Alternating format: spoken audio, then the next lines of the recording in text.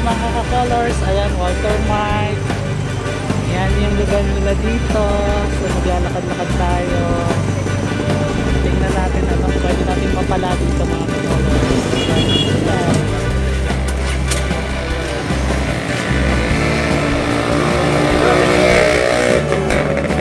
Hi po. Ayan kami ang muli.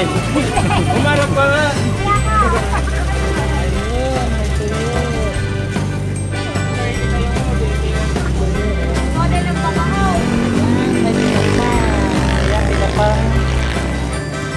Candelaria.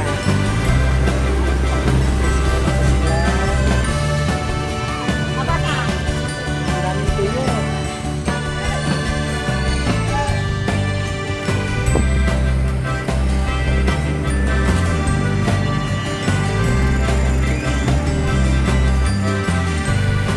Anong pinaka-special nyo dito?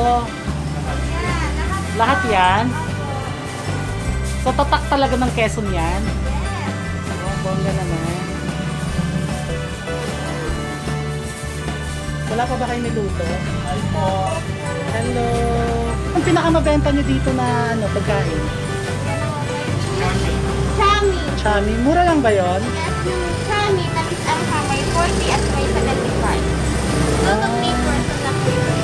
May mga flavor talaga siya? Apo. Talaga? Sa tingin niyo, bakit yun ang pinakamabenta? Anong Bestseller. I see. So talagang tinatangkilikin ng mga kumakain dito. Nagpapadain naman kayo na dito.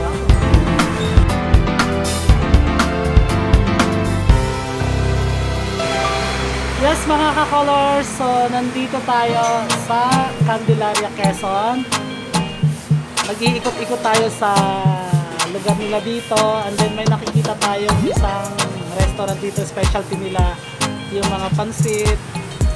So hinahanap natin yung pansit hab-hab, pero may nakita din tayo ng similarity doon, yung tinatawag nila chami. So perfect, may nag-order. So mga ka-colors, ito na yung pinakaantay nating pansit hab-hab dito sa Quezon. Candelaria. Quezon na. Ay, si Tisoy. So, handa na ba kayo matikman yung specialty ng Quezon? Ito yung tinatawag nilang pansit hab-hab. There you go. Tara! Hello mga ka-colors! Nandito tayo sa bayan ng Candelaria sa may Quezon. So, mag-iikot-ikot tayo, maglilibot-libot tayo sa kanilang bayan. Ayan, ang bayan ng Candelaria, Quezon. Dito sa Quezon Province.